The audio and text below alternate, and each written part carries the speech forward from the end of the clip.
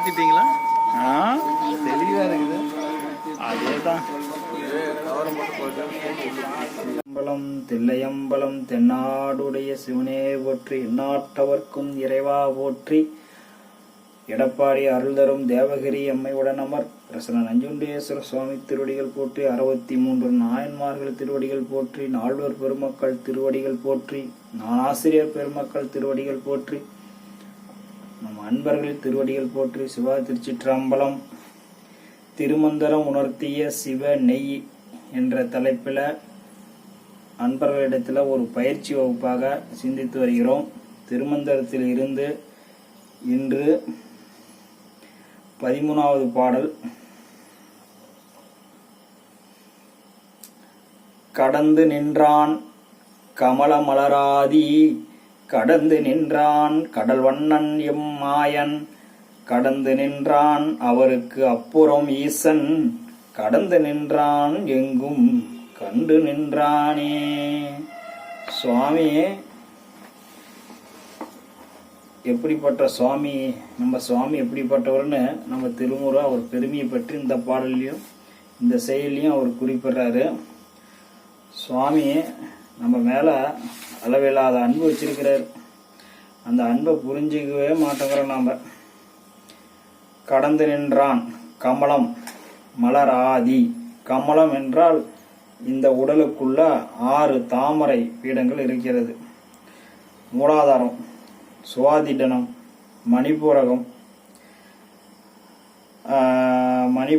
அநாகத சக்கரம், இப்படி 3 சக்கரங்களில் பிரம்மா, விஷ்ணு, ருத்ரன் 3 பேர் வந்துடுறாங்க. அதுக்கப்புறம் ஆக்னிய சக்கரத்தில் விசுத்தியில மகேஸ்வர சுவாமி இருக்கிறாரு. ஆக்னேயா இந்த புரு நடுவில் சதாசிவ மூர்த்தி இருக்கிறாரு. இதுக்கு மேலதான் நம்ம சுவாமி இருந்து இவங்க 5 பேர்த்தையுமே கண்காணிக்கிறாராம் சுவாமி. இவங்க 5 பேருடைய அந்த பதவி கொடுத்துருக்கிறோம்ல, அவங்க செயல்பாடுகள் எப்படி உயிர்களிடத்துல அவங்க இயக்கங்கள் எப்படி இருக்குதுன்னு இதையும் கண்காணிக்கிறாரு. அங்க மேலே அமர்ந்து கொண்டு மக்களையும் கண்காணிக்கிறாரு. சதாசிவனும் கொள்வார்.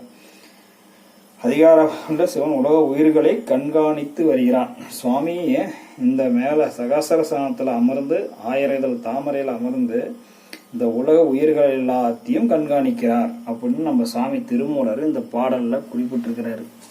அப்படின்னா சாமி நம்மளை கண்காணிக்கிறாரு.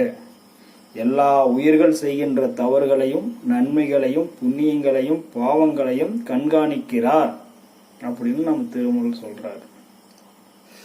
இந்த பாடல்களை நாம மிக மிக முக்கியம். நீங்க கோயிலுக்கு வரீங்களா வல்லையாங்கிறத கூட சாமி கண்காணிக்கிறாரு. நீங்க சுயநலமா வீட்டில் படுத்து தூங்கி கொண்டு இருந்தாலும் இல்லை மற்ற புறச்செய்திகளையும் சினிமா படங்களையும் பொழுதுபோக்கான நிகழ்ச்சிகளை பார்த்து ரசித்து கொண்டு இருந்தாலும் சுவாமி கண்காணித்து கொண்டிருக்கிறார்கள். எல்லா வாழ்க்கை முறைகளையும் பொழுதுபோக்கு நம்ம இஷ்டப்படி வாழ்ந்துக்கிட்டு அப்புறம் சுவாமி ஐயோ இங்கே வலிக்குது, சுவாமி இங்கே வலிக்குது, எனக்கு அப்படி ஆகி போச்சு இப்படி ஆகி போச்சுன்னு வந்து அவர்கிட்ட கதறும் போது பார்க்குறோம், ஐயோ பாவம் இந்த சாமிக்கு கண்ணு தெரியலையா, இந்த இப்படி மனுஷன் துன்பத்தில் அழுகுறானே அவனுக்கு கண்ணு தெரியலையா, துன்பத்தில் அழுகுறானே இவனை காப்பாற்றக்கூடாதான்னு சுற்றி இருக்கிறவங்களாம் பேசுவாங்க நம்ம சாமி. அவன் என்ன பண்ணான்னு யாருக்காவது தெரியுமா? தான் பண்ணுற தப்பை எவனுமே ஒத்துக்கிறது இல்லை. ஆனால் கத்துவான் கதறுவான், ஐயோ எனக்கு சாமி நான் நம்பினேன் இப்படி ஆகி போச்சுன்னு.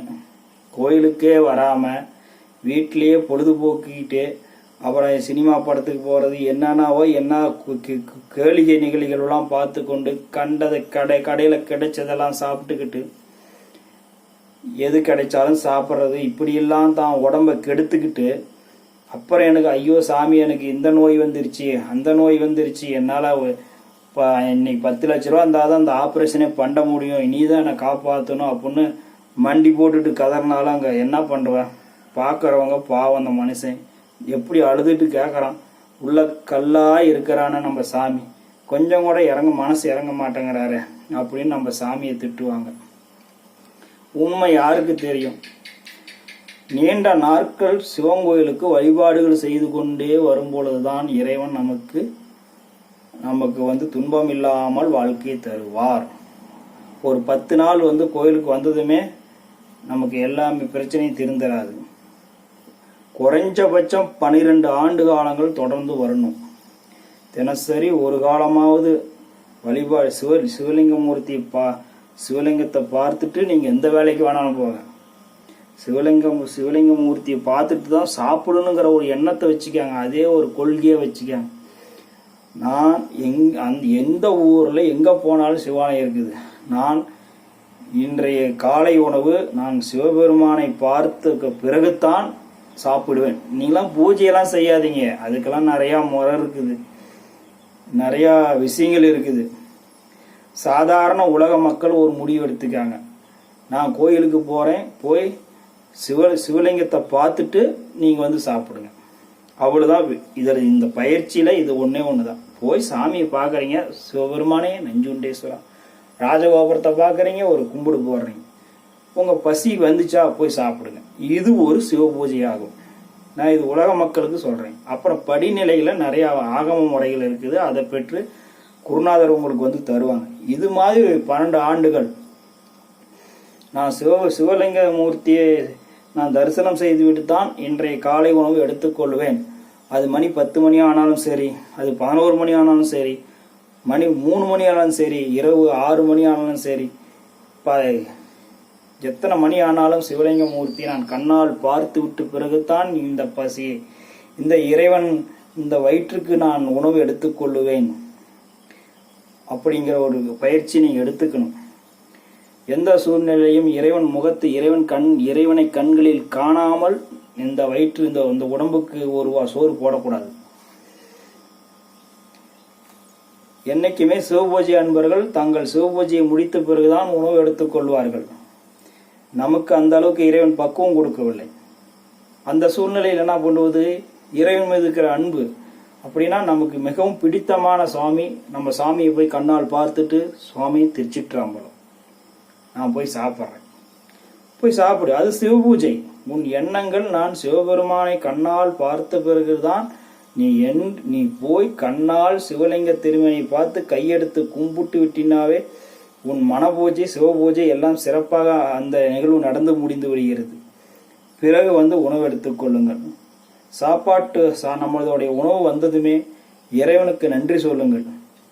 சாமி, இந்த உணவை எனக்கு தந்திருக்கிறாய், இந்த உணவில் இருக்கும் குற்றம் குறைகளெல்லாம் நீக்கி இது வந்து சிவ அமிர்தமாக மாற வேண்டும், இந்த உடலுக்கு நல்ல ஆற்றலை தர வேண்டும் என்று இறைவனை தொட்டு அந்த அன்னத்தை தொட்டு கும்பிட்டு கண்ணுல ஒத்திக்கிட்டு அந்த சாப்பாடை எடுத்து சாப்பிடுங்க. உங்களுக்கு கொழுப்பு வந்துட்டா அதுக்கு அடியான் பொறுப்பு. சுவாமி அதை வந்து எந்த விதமான அந்த கெட்ட கொழுப்புகள் நீங்கி அது நல்ல உடல் ஆரோக்கியமான சிவ சிந்தனையான அந்த உணவு ரத்தத்தில் கலந்து உங்களுக்கு வந்து ஆற்றலை கொடுக்கும். அந்த உணவுகள் வந்து உற்பத்தி செய்யும் போது கடுகு ஒரு இடத்துல உற்பத்தி செஞ்சிருப்பாங்க, அதுக்கு பருப்பு ஒரு இடத்துல உற்பத்தி செஞ்சிருப்பாங்க, அரிசி ஆந்திராவிலிருந்து வந்திருக்கும். இப்படி பல்வேறு வகையான உணவுப் பொருட்கள் அந்த ஒரு கூட்டமைப்பு ஒன்று சேர இடத்துல அந்த உணவுப் பொருட்கள் இங்கு வந்து சேர்வதற்கு எத்தனாயிரம் மக்களுடைய பாதங்கள் அதுக்கு தொண்டு செய்திருக்கும். அந்த பாதங்களுக்கெல்லாம் நாம் நன்றி சொல்ல வேண்டும். வாழ்நாளில் நாம் நன்றி சொல்லி பழக வேண்டும். எல்லாம் முதலில் திருவருள் பயணங்களை நாம் எல்லா செயலுக்கும் திருவருள், அதுக்கு பிறகு எல்லா நமக்கு கிடைக்கிற நம்ம அனுபவிக்கிற எல்லா பொருளுக்கும் யாராவது ஒருத்தர் உதவி செஞ்சிருப்பாங்க. அந்த பொருள் சும்மா நமக்கு வராது. இந்த உணவை தயாரித்திருப்பாங்க, நம்ம மனைவிமார்கள் தயாரித்திருப்பாங்க, இல்லை உணவு செய்யக்கூடிய அன்பர்கள் செய்ய, அவங்களுக்கெல்லாம் நாம் நன்றி செலுத்த வேண்டும், திருவடியை வாங்க வேண்டும். அதையெல்லாம் நாம் முறைப்படி செய்யும்போதுதான் அந்த உணவு நமக்கு சிவ அமிர்தமாக மாறுகிறது. நாம் செய்யற சாப்பாட்டே நம்ம சிவ அமிர்தமா மாற்றக்கூடிய சக்தி இருக்கிறது. அந்த பாவனைகளை நாம் செய்வதில்லை. வயிற்றுல எரியுது தக தக தக தகன்னு, வாய் நிக்க மாட்டேங்குது, எண்ணம் சாப்பிட்றா பசிக்குது, சாமியாவது பூதமாவது அதெல்லாம் அப்புறம் பார்த்துக்கலாம், முதல்ல வயிற்ற நெப்பலாம். சாப்பிட்றோம், அது எல்லாம் நமக்கு கொழுப்பாக மாறிவிடுகிறது. இதனால தான் துன்பமே வருது. அதனால எல்லாத்திற்கும் நன்றி செலுத்த வேண்டும். உணவுப் பொருட்களை கொடுத்தவர்களுக்கு நன்றி செலுத்த வேண்டும். அந்த உணவை தயாரித்தவர்களுக்கு திருவருள் நன்றி செலுத்த வேண்டும். இப்படியெல்லாம் செய்யும் பொழுது நம்ம வீட்டில் சமைக்கிற சாப்பாடும் சிவாமிர்தமாக மாறுகிறது. இந்த உடல் பிணி இல்லாமல் இருக்கிறது. திருமூலர் அடிக்கடிக்கு இந்த உடலை பாதுகாத்தால்தான் நாம் திருவருள் கருணையை பெற முடியும். இந்த நீண்ட நாட்கள் சிவபெருமானிடத்தில் பயிற்சிகளை மேற்கொள்ள வேண்டும். அந்த பயிற்சிக்கு போதுமான காலம் இந்த உடல் ஒத்துழைப்பு தந்தால்தான் உயிர் சிவம், இந்த ஆன்மா சிவத்திடையும் சேர்வதற்கு வாய்ப்பாக இருக்கும். அதனால் உடலை பாதுகாக்க வேண்டும் என்று திருமூலர் சொல்றார். உடலை பாதுகாக்க வேண்டும். நிச்சயமாக அனைவரும் உடலை பாதுகாக்க வேண்டும்.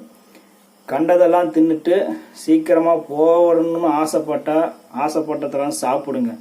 கடைசியா அன்பர்கள்லாம் சேர்ந்து ஒரு மாலை வாங்கிட்டு தான் வருவாங்க. ஆளுக்கு 50-50 ரூபா போடுறதுதான் நம்ம கொள்கை. நீ 1000 தான் அன்பா பழவனா ஒரு டீ உண்டு, உயிரா பழவனினா கொஞ்சம் சோறு உண்டு, உயிருக்கு உயிரா பழவனினா ஒரு மாலை உண்டு செத்தா. இப்படித்தான் இருக்குது.